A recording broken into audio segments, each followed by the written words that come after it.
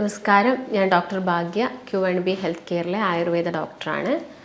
ഇന്ന് നമ്മുടെ സമൂഹം ഏറ്റവും കൂടുതൽ ഭയക്കുന്ന അസുഖങ്ങളിൽ ഒന്നാണെന്ത്?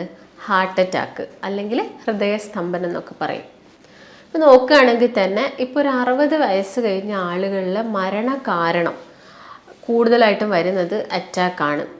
മുൻപത്തെ കേസൊക്കെ നോക്കുകയാണെങ്കിൽ കൂടുതലായിട്ട് നമുക്ക് പറയാം, ആ ഒരു പ്രസ് ചെയ്തിട്ട് നമുക്ക് പറയാൻ പറ്റും 60 വയസ്സ് കഴിഞ്ഞ ആളുകളുടെ മരണ കാരണം അറ്റാക്കാണെന്ന്. പക്ഷേ ഇന്ന് ഒരു 40 വയസ്സ് കഴിഞ്ഞ ചെറുപ്പക്കാരിലാണെങ്കിലും കൂടിയും നമ്മൾ അറ്റാക്ക് കാണുന്നുണ്ട്.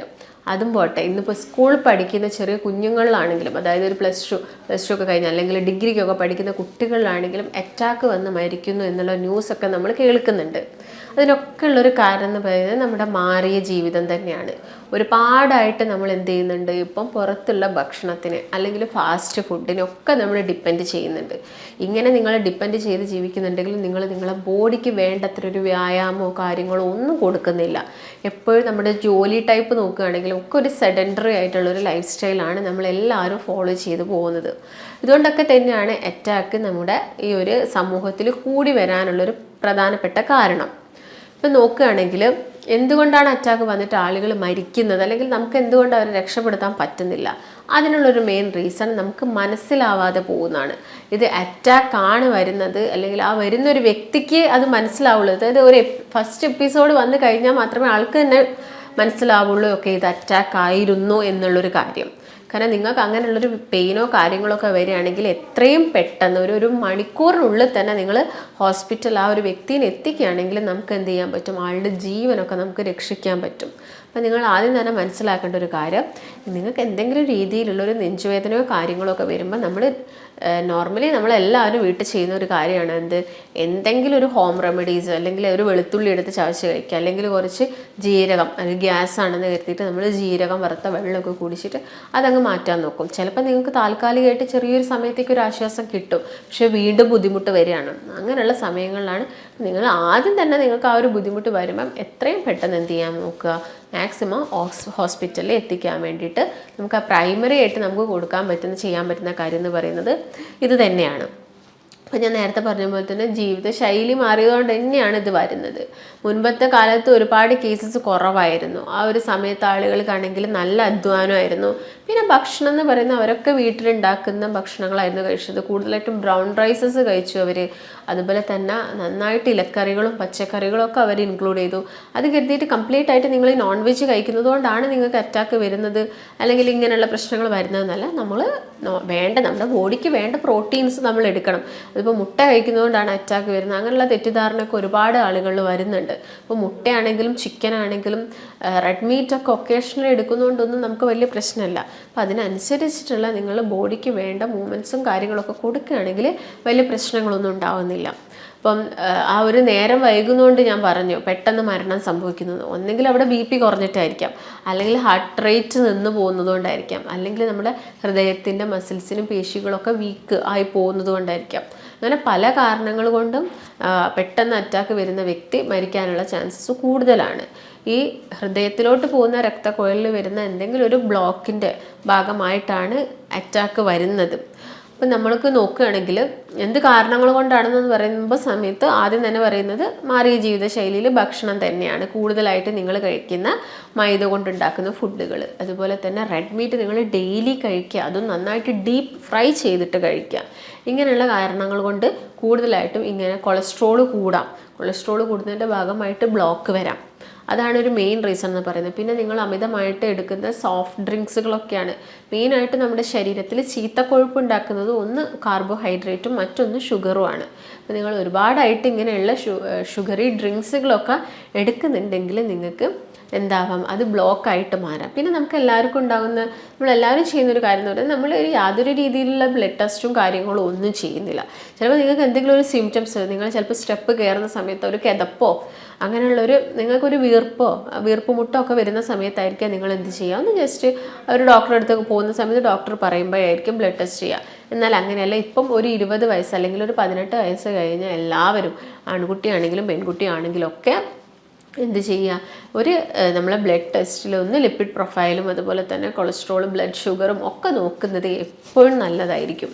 അതുപോലെ തന്നെ ഒരു 30 വയസ്സ് കഴിഞ്ഞാൽ നിങ്ങൾ ജസ്റ്റ് ഒന്ന് LFT കാര്യങ്ങൾ നോക്കുക, അതുപോലെ തന്നെ KFT നമ്മുടെ കിഡ്നിയുടെ ഫങ്ഷൻ ടെസ്റ്റൊക്കെ ചെയ്തിട്ട് വലിയ പ്രശ്നങ്ങളൊന്നും ഇല്ല എന്നൊക്കെ ഉറപ്പ് വരുത്തുന്നത് എപ്പോഴും നല്ലതാണ്.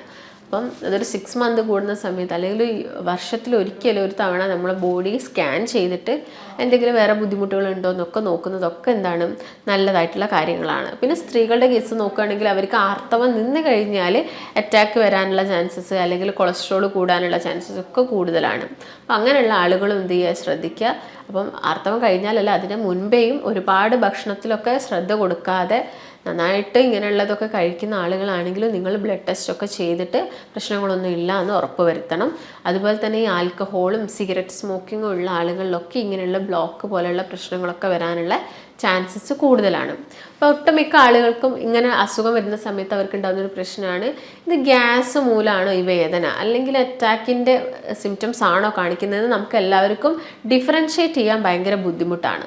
അപ്പോൾ നിങ്ങളിപ്പോൾ മുൻപ് എന്തെങ്കിലും ഒരു ഫുഡ് കഴിച്ചു, കപ്പയോ അല്ലെങ്കിൽ എന്തെങ്കിലും കിഴങ്ങ് വർഗ്ഗങ്ങൾ കഴിച്ച സമയത്ത് നിങ്ങൾക്കൊരു പെയിൻ വന്നു, ചെസ്റ്റിൻ്റെ മിഡിൽ ഭാഗത്തുനിന്നായിട്ട് ഒരു പെയിൻ വന്നു. പക്ഷേ നിങ്ങളതിപ്പം എന്തെങ്കിലും ഒരു ടിപ്പ് എടുത്ത് ഒരു ജീരകം കഴിച്ച സമയത്ത് നിങ്ങൾക്ക് കുറഞ്ഞു. പക്ഷെ അതുപോലെയല്ല ഈ തവണ നിങ്ങൾ ഒരു കപ്പ് എന്തെങ്കിലും കഴിച്ചിട്ടുണ്ടായിരിക്കാം. ആ ഒരു സമയത്ത് എന്തെങ്കിലും വ്യത്യസ്തമായിട്ട് കഴിക്കുന്ന സമയത്താണല്ലോ നമുക്ക് ഒരു ഗ്യാസിൻ്റെ പ്രശ്നങ്ങളൊക്കെ ഉണ്ടാവുന്നത്. അപ്പം അങ്ങനെ എന്തെങ്കിലും കഴിച്ചിട്ട് ഈ സമയത്ത് ആ ഒരു വേദനയ്ക്ക് മാറ്റങ്ങളുണ്ട്. അതായത് വേദന മുൻപ് വന്ന പോലെയല്ല വേദന ഉള്ളതെങ്കിൽ നിങ്ങൾ വീട്ടിലുള്ള ഹോം റെമഡീസ് ഒന്നും ചെയ്യാൻ നിൽക്കരുത്, പെട്ടെന്ന് തന്നെ ഒരു ഹോസ്പിറ്റലിൽ പോകുന്നതാണ് നല്ലത്. അതുപോലെ തന്നെ മുമ്പ് കഴിച്ച സമയത്ത് നിങ്ങൾക്ക് പ്രശ്നമൊന്നുമില്ല, പക്ഷേ ഈ കഴിച്ച സമയത്ത് നിങ്ങൾക്ക് പ്രശ്നം വന്നു, അപ്പോഴും നിങ്ങൾ ശ്രദ്ധിക്കണം. ഒരു ഡോക്ടറിൻ്റെ നിർദ്ദേശം നിങ്ങൾ തേടേണ്ടതാണ്. അതുപോലെ തന്നെ നിങ്ങൾക്ക് ഈ ഒരു അസ്വസ്ഥത ക്രമാതീതമായിട്ട് കൂടിക്കൊണ്ടിരിക്കുകയാണ്. അതായത് നിങ്ങൾക്ക് ഭയങ്കര ഒരു കിതപ്പ് അനുഭവപ്പെടുക, അല്ലെങ്കിൽ നിങ്ങൾക്ക് നടക്കാൻ പറ്റുന്നില്ല, സ്റ്റെപ്പ് കയറാൻ പറ്റുന്നില്ല, കുനിയാൻ പറ്റുന്നില്ല, ഇങ്ങനെയുള്ള ബുദ്ധിമുട്ടുകളൊക്കെ വരുന്നുണ്ടെങ്കിൽ നിങ്ങൾ ശ്രദ്ധിക്കുക. അതുപോലെ തന്നെ ഞാൻ പറഞ്ഞ ഈ ഒരു അസ്വസ്ഥത എന്ന് പറഞ്ഞാൽ ചിലപ്പോൾ ആളുകളിൽ കിതപ്പായിട്ടായിരിക്കും ഉണ്ടാകുന്നത്, അല്ലെങ്കിൽ നെഞ്ചിൻ്റെ ഒരു മധ്യഭാഗത്തു നിന്ന് പെയിൻ വന്നിട്ട് ചിലപ്പം ആ ഒരു ലെഫ്റ്റ് സൈഡിലോട്ട് മാറിയിട്ട് ഒരു ഇടത് കൈയിലോട്ട് വേദന വരിക, അതുപോലെ തന്നെ താടിയെല്ലിലോട്ട് വേദന പോവുക, പുറകുവശത്തോട്ട് വേദന വരിക, ആൾ വല്ലാതെ എന്താവുക, ഡിസ്റ്റർബ്ഡ് ആവുക, ഒന്നും ചെയ്യാൻ പറ്റുന്നില്ല, ഒരു വൊമിറ്റിംഗ് ടെൻഡൻസി വരിക, കണ്ണിലോട്ടൊരു ഇരുട്ട് കയറുന്ന പോലെ അല്ലെങ്കിൽ തല കറങ്ങുന്ന പോലെ, ശരീരം വിയർക്കുക, അങ്ങനെയുള്ള വിറക്കിയ ശരീരം, ഇങ്ങനെയുള്ള ബുദ്ധിമുട്ടൊക്കെ വരികയാണെങ്കിൽ പെട്ടെന്ന് തന്നെ നമുക്ക് അവരെ ഹോസ്പിറ്റലിൽ എത്തിക്കുന്നതാണ് ഏറ്റവും നല്ലതെന്ന് പറയുന്നത്. കാരണം ഇതൊക്കെ അറ്റാക്കിൻ്റെ സിംറ്റംസ് കാണിക്കുന്നതാണ്. അപ്പം നിങ്ങൾക്ക് മേ ബി ചിലപ്പോൾ അത് ഗ്യാസിൻ്റെ പ്രശ്നങ്ങളായിരിക്കാം, എന്നാലും കുഴപ്പമില്ല, നിങ്ങൾ പെട്ടെന്ന് തന്നെ അങ്ങനെയുള്ള സിംറ്റംസ് ഒക്കെ ആരെങ്കിലും പറയുന്നുണ്ടെങ്കിൽ അവരെ പെട്ടെന്ന് തന്നെ എന്ത് ചെയ്യുക, ഒന്ന് ഹോസ്പിറ്റലിൽ എത്തിക്കാൻ വേണ്ടിയിട്ട് ശ്രദ്ധിക്കുക. ഇങ്ങനെയുള്ള ആളുകളിൽ പെട്ടെന്നൊരു ഉൾഭയമാണ് അവർക്ക് ഉണ്ടാകുന്നത്, ഉള്ളിൽ നിന്ന് എന്തോ ഒരു പേടി, അല്ലെങ്കിൽ പെട്ടെന്നൊരു ശ്വാസം എടുക്കാനൊക്കെ ഉള്ള ബുദ്ധിമുട്ട്, ഇങ്ങനെയുള്ള പ്രശ്നങ്ങളാണ് അവർക്ക് കോമൺ ആയിട്ട് ഉണ്ടാകുന്നത്. അപ്പോൾ ഈ സമയത്ത് നിങ്ങൾ ഏറ്റവും നല്ലത് അവരെ ഒരു ഹോസ്പിറ്റലിൽ എത്തിക്കുന്നതാണ്. പിന്നെ ഞാൻ നേരത്തെ പറഞ്ഞ പോലെ തന്നെ നിങ്ങൾ അറ്റാക്ക് വരാതെ നോക്കുക. അതുപോലെ തന്നെ ലിപ്പിഡ് പ്രൊഫൈലൊക്കെ എപ്പോഴും ചെക്ക് ചെയ്യുക, ബ്ലഡ് ഷുഗർ ചെക്ക് ചെയ്യുക. കാരണം ഷുഗർ ഉള്ള പേഷ്യൻസിൽ അറ്റാക്ക് വരാനുള്ള ചാൻസസ് കൂടുതലാണ്.